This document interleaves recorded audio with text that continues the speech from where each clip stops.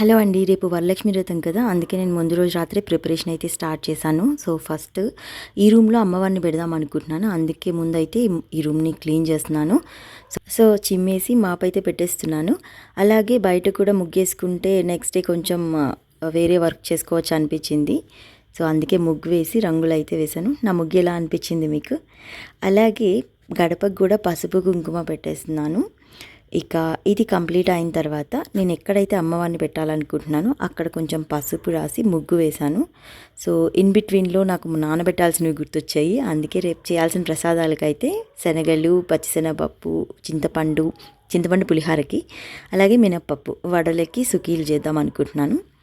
ఇక ఎక్కడైతే అమ్మవారిని పెట్టాలనుకున్నానో అక్కడ నా ల్యాప్టాప్ టేబుల్ పెట్టేసి దానిపైన కూడా పసుపు రాసి ముగ్గు వేసి పీట పెట్టాను. పీట మీద తెల్లని వస్త్రం వేసి దానిపైన బియ్యం పోసి అమ్మవారిని పెట్టడం కోసంగా ఒక జాడి 2 కలశాలు అయితే తీసుకున్నాను. నెక్స్ట్ చీరను అయితే మడతేస్తున్నాను.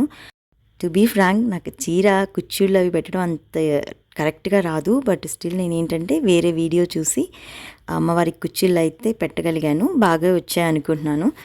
సో ఈ విధంగా కుచ్చిళ్ళన్నీ పెట్టేసుకున్న తర్వాత ఇక అమ్మవారికి అయితే నేను ఒక బ్లౌజ్ తీసుకున్నాను. ఆ బ్లౌజ్ని కూడా అలా కట్టేసి అమ్మవారిని ఇలా రెడీ చేశాను. నెక్స్ట్ వడ్డానం పెట్టేసి 2 పెద్ద దండ, చిన్న దండ అని పెట్టేసి ఫైనల్గా నల్ల పూసల దండ కూడా పెట్టేశాను. ఇక రేపు పూజ చేసేటప్పుడు టెంకాయ పెట్టి ఇలాగ అమ్మవారి ఫేస్ అయితే పెట్టేసి పూజ చేసుకుంటాను. అంతేనండి. Thanks for watching. Will see you in next video. Tata.